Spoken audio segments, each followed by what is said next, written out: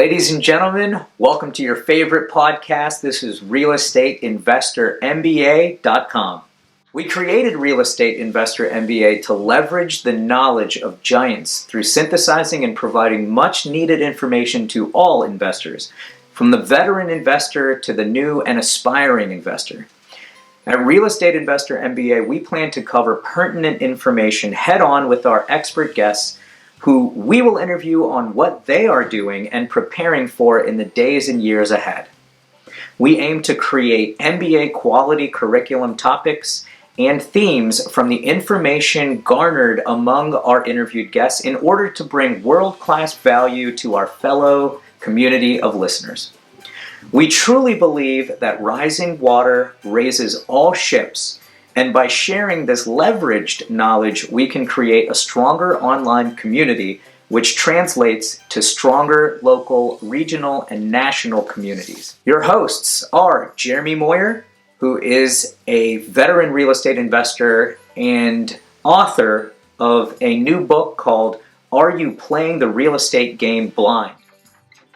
As well as Tejas Gosai, the owner of eXp Realty, the Tejas Gosai team, and also co-manager in a newly formed Regulation D private equity fund called the Lehigh Valley Private Equity Fund. Now let's get to the show. Hello, welcome back to Real Estate Investor MBA for another great interview that we have lined up for you today. My name is Jeremy Moyer and one of your hosts.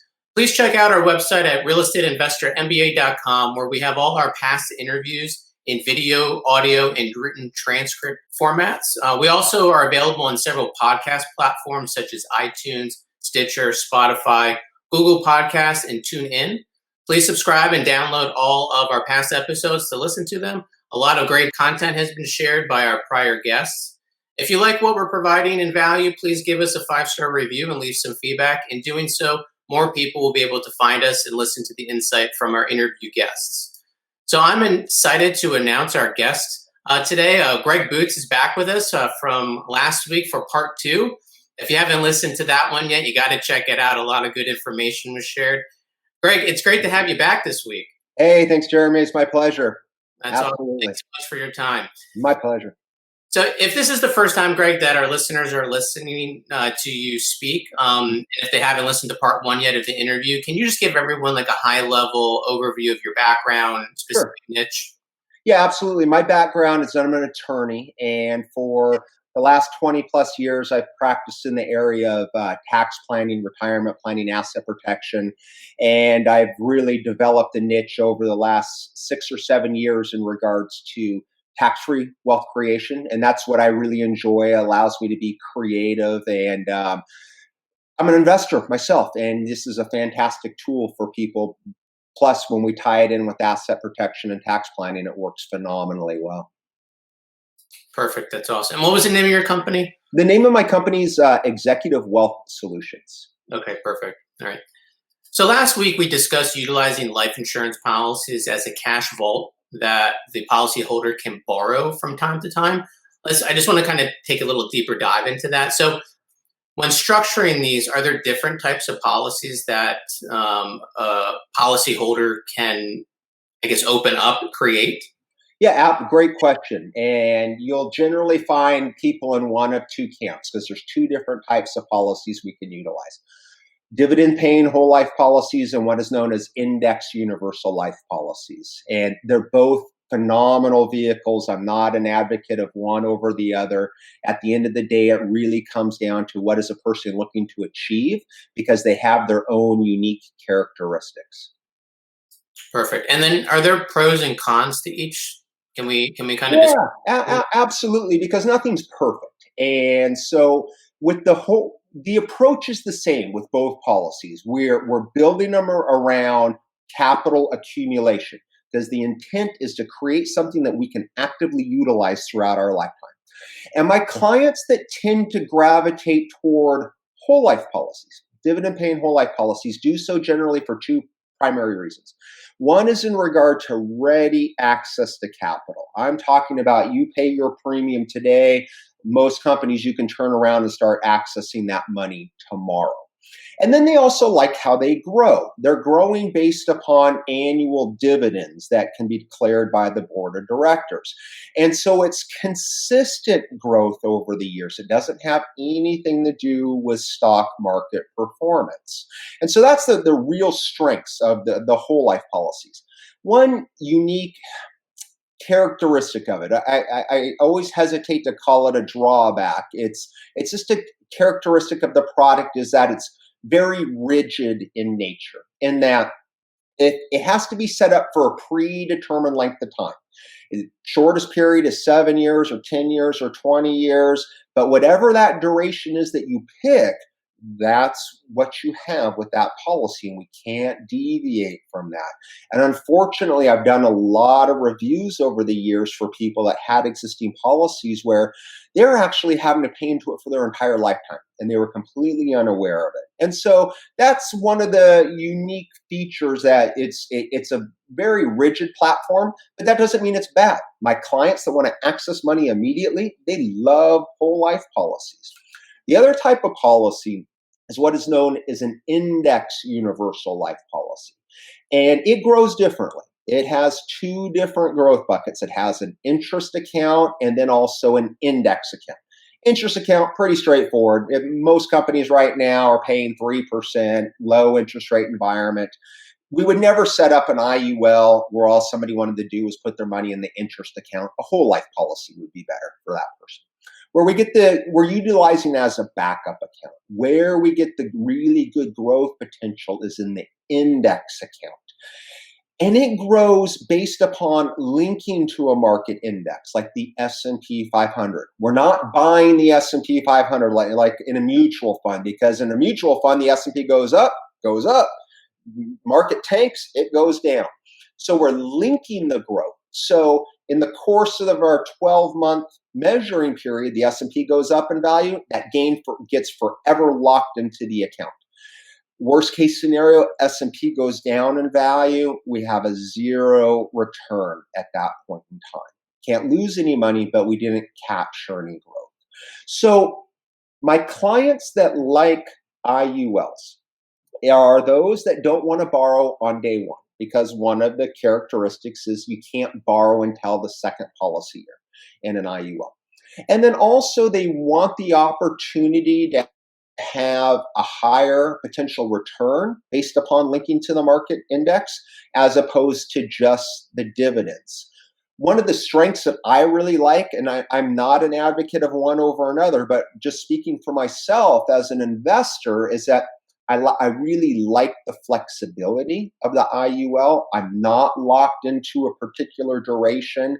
I have a lot of flexibility with the premium. But what I give up is I gave up the ability to borrow until the second year, and I have to be more diligent watching it and seeing how the market's doing to capture the growth. So it's a more of a hands-on type of product. But so many people are in those, whole life's the only way to go, or IUL's the only way to go. No, it's like saying there's only one way to make money in real estate. That's not true. It's what is it that is best for you. No, that's a great explanation, Greg. So if I heard you correct, if structured correctly, you can't lose money in the policies, in either a dividend paying policy, the whole life, or the IUL with the indexed with the S&P or whatever index, right? Correct. So we're receiving dividends can vary. That's not just a flat projection. It's an illustration, and so they can vary over time, but we'll receive that consistent growth. We're not creating something to pay into it for lifetime. We want it to be able to sustain itself so we can utilize money for other things. With the IUL, again, it's a bit more hands-on. We can't lose money if the market goes down, but we don't want to flatline for 3 years either. And so, we might utilize the interest account, but we're never retracing our steps like we were back in 2008 when the market tanked and it took all the way to 2013 to get back to that level. We're never having to retrace our steps. It's called a floor in an IUL, where it can't go below, worst case scenario is zero. Some of them you're going to get a 1% or 2% guarantee. Okay. And then is there a ceiling usually attached to that? Yeah, great question. And I'm going to give you the weasel attorney answer is that it depends. So, because just like there's a lot of different indexes out there, S&P, Russell, Dow, there's a lot of different indexing options that you can use. And some of them have no ceiling. So you could, if it goes up 80%, you could capture the 80%. Others might have a cap where that's our ceiling of 9.5%, 10%. It really just depends upon the particular product. So three key terms in an IUL. The floor, that's where if the market goes down, what's our worst case scenario, a 0, a 1, or a 2% return. Then we have the cap, market goes up, how much do we capture? And then the last thing is what is known as the participation rate. And that's the amount of gain that we actually participate in. So if I have a participation rate of 100%, market goes up 10%, I'm capturing the entire 10%. If I have a participation rate of 50% and it goes up 10%, I'm capturing 50%. So we're looking at all of those different factors when we're choosing our indexing options. And it's not an all or nothing allocation. We can have it spread up as amongst many indexes as we want to. Interesting. So it sounds like when you're setting this up, you have to have someone really know what they're doing to be able to do it correctly. Yeah, Yeah. and this is true with both policies. It Mhm. all comes down to the design. The design is the most important thing, and then the second most important thing is having an ongoing relationship with whomever it is that's created that for you. Because it's not just a policy that's going to pay out this death benefit when you pass away. It's all about using it while you're alive, and if you don't know how to use it, then it wasn't worth creating to begin with. No, it makes You sense. need somebody to guide you through how to utilize that. Absolutely. No, that makes sense. Thanks for explaining that, Greg. Yeah. So from like a financial planning perspective, since it's kind of like in the overall picture of that, if we just compare it against like other qualified plans versus the policy, like Sure. IRAs, 401ks, are Mhm. there like those investment plans is there limits to the premium amount policy size that a policyholder must comply with? A great question. So we don't have those built-in limits like we do within our IRAs and our 401ks and our 403bs. It all comes down to what a person can afford, and we build the policy around that. I have clients run a huge range, 2 grand a year to $350,000 a year. We're still building the policy in the exact same way, focusing on capital accumulation. Um, but at the end of the day, because I've read a lot of books and I've heard people ask this question and make this statement saying you should take every penny you have and put it into a policy. Absolutely not. I mean, I love these. These are great vehicles for me, but I still invest in real estate. I still actively trade. I do a lot of hard money lending. And so it should be viewed as one piece of your overall structure. And it's because you want to still have funds to do other activities. So it's a great vehicle, but it is not the be all and end all. It's one piece of all of the other activities that you're doing. That makes sense. A holistic picture of everything. Absolutely. You want to Yeah. have that diversity. That's what's going to make you successful, not only in your investing, but really importantly in regard to your retirement years as well. hmm that makes sense. So, Greg, I know we've talked a little bit offline over the last couple months. There's some advanced strategies that investors can take advantage of within these policies, or just how you structure it. Can you kind of give the listeners an idea of what that looks like and what options are out there? Sure. So one of the ones that is absolutely phenomenal, it's known as premium finance. And at its core, it's still that IUL. We're designing it the exact same way. But what we're doing is we're getting a lender to pay 2/3 of our premium.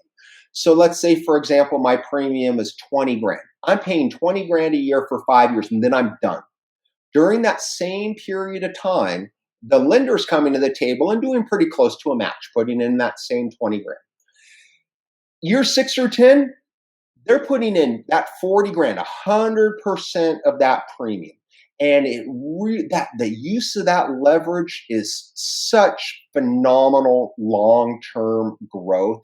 I use this a lot for a lot of my physicians and dentists and other people that have businesses where they want to fund more for their retirement, but they don't want all of the constraints that they have in terms of making contributions for their employees.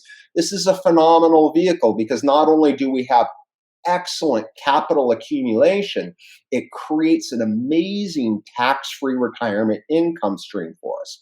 And it's such a great tool that lenders are just beating down the doors trying to get involved because they're 100% secured in the investment. We're not having to put up any assets as collateral whatsoever. The lender is just looking to the cash value of the policy as collateral. And so it's a very easy transaction. It's an invisible transaction. It doesn't show up on our credit report at all. It's just the deal between the company and the lender. And it allows for just amazing growth. I typically, for people, would have this be a phase 2 type of strategy where they have the policy that they're actively utilizing now. And then they have this other one where we have the lender paying as a more of a long-term wealth accumulation vehicle. But it works so phenomenally well, especially for younger individuals in their 20s and 30s. Their premiums are less than what they would be putting into a 401k. And you're only doing that for 5 years. And it will be guaranteed tax-free when we take the money out. And that's the beauty of it. And I don't recall if I mentioned it in our last conversation, but these insurance policies, these are contracts. They're not dictated by the government in the future. So it's where the attorney in me comes out. In the Constitution, we have a clause called the contract clause, and it says, yep, government can change the law going forward. But those of us that have existing contracts in place, i.e. an insurance policy that we can access the money tax-free, yep, government can change the law, but for all of us that have these in place right now, we'll always be able to access the capital tax-free. They can't change the rules on us. And one thing that I encourage all the listeners and viewers to go and just ask your CPA, because I teach a lot of classes to CPAs. Ask your CPA what an IRA stands for. Ask your broker what an IRA stands for. Everybody's going to say individual retirement account. That is absolutely incorrect. If you look at the IRS publication, it's an individual retirement arrangement. And who gets to dictate the terms of the arrangement? The government does. So that's why I'm a big fan of these vaults, these policies, because I'm locked in no matter what goes on in the future. And so it's a phenomenal vehicle. Got a little sidetracked there, Jeremy, but yeah. No, that's interesting to know. So you mentioned a bank actually helps you pay your premium. So that's, I guess, investors, at least real estate investors, can appreciate the leverage banks provide when buying. They can buy a larger asset building because they could borrow a certain percent of funds to do that. So it's almost very similar. Very instead of spending $100,000 on one rental property, why don't I buy 4 by putting $25,000 down? Same concept. I'm getting 2/3 leverage on the premium payment, and that's what allows it to grow exceptionally well. And I don't even personally pay the lender back. The lender is paid off in the future from the cash value of the policy. Now, there's a couple of things that you have to be eligible to participate. You have to be at least 18 because you have to enter into a contract. You have to be making at least $100,000. It's not $3 million like it used to be for other types of policies. And you can't be over the age of 65. Other than that, it's wide open for people to utilize. Okay, let's just go through some of the inner workings of this. So is there banks kind of lined up willing to lend on stuff like this? Because collateral is basically cash. Correct. Right. Correct. So they have great protection, I guess you could say, from a security standpoint. They are 100% secured, and that's why they love them. If a person decides to cancel their policy, let's say, there's more than adequate cash value within the policy to pay the lender immediately back. Person passes away. death benefit is at least $1 million, more than enough to pay the lender back. And there's different types of premium finance, and one of them, we have to be making at least $3 million, and we have to pledge millions of dollars in assets. With this one particular model, the banks love them because we're submitting them in tranches where there's thousands going in at a given point in time. And so we're not taking a policy for Jeremy and going out and finding a lender. We're submitting thousands at once, and then lenders are coming to the table to fund all of these policies. So lenders love them. And as an investor, I love the overall concept and also what it does for me in reality, because I'm utilizing that same leverage that I would be in my real estate transactions. That makes sense. So then the repayment terms to the bank, like you mentioned, it gets paid off from the returns from the policy. Is the lending terms, are they fixed rates? Are they floating rates? What's that look like? So we actually have 10, since the lender paying in for 10 years, we have 10 separate loans going on. And it's LIBOR plus 1.75. So right now the rates are 2.75%. Now, in the previous types of policies that we were talking about, the IULs and the whole life policies where we could go in there and borrow money, whole life immediately, IUL, we wait a year. With these, since the only collateral that's being utilized is the cash value, we can't borrow from the policy until that lender is paid off, which is typically 15 years out. And that's why this is a phase 2, or if somebody's just looking from a retirement standpoint, because we're getting the utilization of the leverage, but we can't go in there and take the lender's collateral away. And so at a future point in time, the lender's paid off from the cash value, and then that's when we can start accessing the capital within the policy. Gotcha. So this is more from a thought process standpoint. It's more planting seeds for 15, 20 years down the road, because you'll have a larger tree, a larger asset, correct? Exactly. Yes. And that's why the vast majority of my clients that have these in place already have a whole life or an IUL that they're accessing capital from. And this one is the premium finance is there for a longer term. That makes sense. Now, for real estate investors, business owners, are there special ways that they can take advantage, or just maybe special techniques or strategies that they can utilize with policies, either their personal policies, or can you even have policies for the business? Yeah, we can have policies for the business. Generally, I wouldn't recommend it because it becomes an asset of the business, and we want to have the ability to access that capital personally. So we can have our business pay our premium. Now, it ends up, in that respect, becomes a tax wash. Yes, it's a deduction to the company, but it's still income to me because I'm the one that is able to access the capital tax-free. Now, why do people do this? Well, in my previous firm, we had 200 employees, and my partners and I wanted to put more aside than we could within our 401ks, and so the firm paid our premiums. We didn't have to offer it to any of the employees.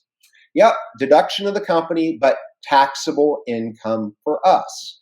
Now, if you have a company that's taxed specifically as a C corporation, doesn't matter if it's a proper C corporation or an LLC taxed as a C corporation, we can use that premium finance model. This is a little bit more complex. It's called split dollar. But basically what's happening is my business is loaning the money to me for that premium, and it's treated as an asset on the books of the business. And then we have the lender paying 2/3 of the premium in there. And what ends up happening is either when the lender gets paid off, I pay off my business from the cash value, or when I pass away, that my business will receive the loan payout from the death benefit of my policy. Any sports fans, Jim Harbaugh has something very similar with Michigan. And instead of Michigan paying him $2 million directly each year, they're loaning the money into a policy for him. This is a premium finance type of policy.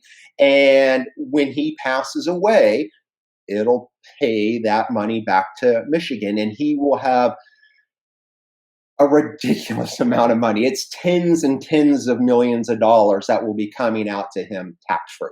And so nonprofits, C corporations, we can do that. Yes, we can run it through our other businesses, but in those respects, that premium payment is still taxable to us. Interesting. It seems you can get pretty We creative. can get very creative. Okay. Simplistic point of view, approach, I guess you could say.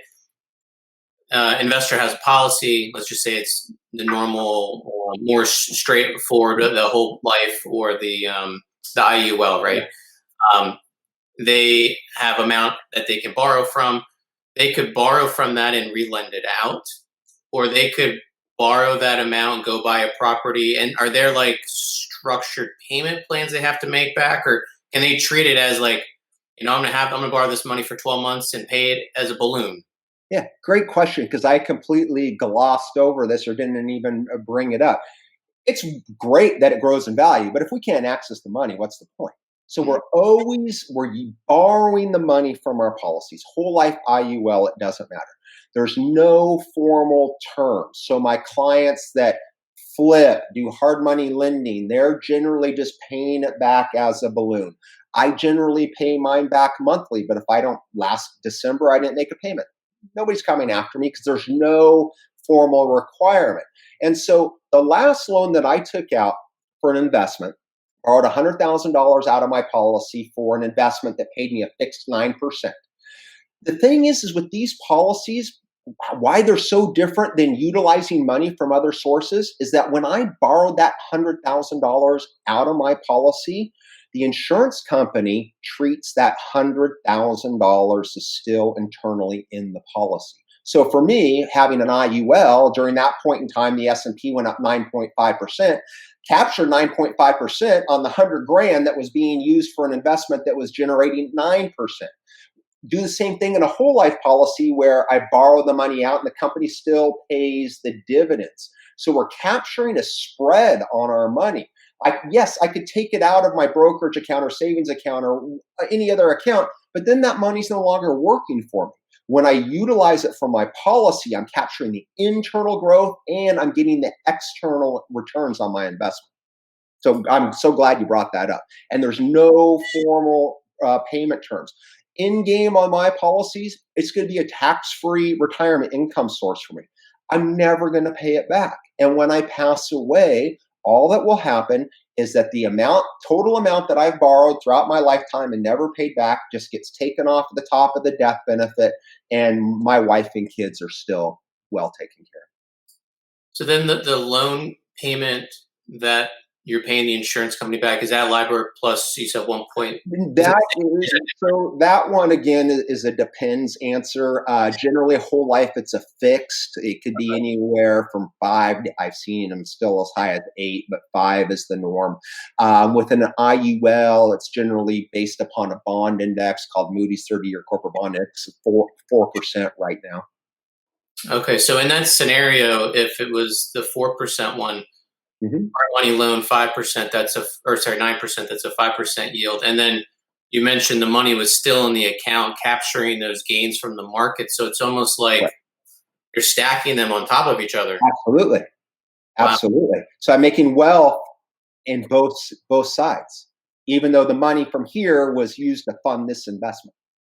Interesting. So then the 5% yield difference, does that money go into the policy or does that stay in your pocket? The 5% will stay in your pocket because it's done externally. So this is where it's very different than like a self-directed IRA or a solo 401k, where we're investing internally inside of that retirement account, and the gains need to stay in there. With this, when I borrow that money out of my policy, the gains that I get over here are coming to me. And so I'm able to participate in that return right now. That's tremendous. Yeah, it works amazing. Wow. My mind's just kind of going.